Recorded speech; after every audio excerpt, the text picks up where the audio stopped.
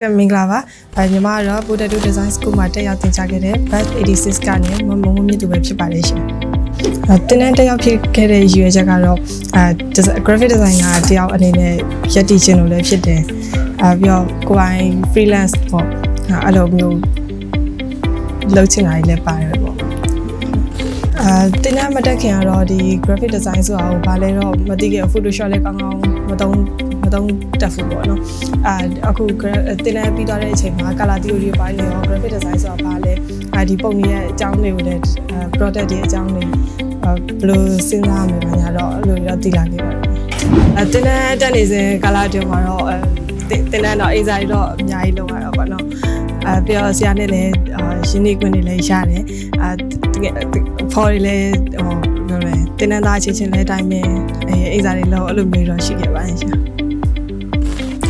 တင်နေပြီးသွားတဲ့အချိန်မှာတော့အခုတော့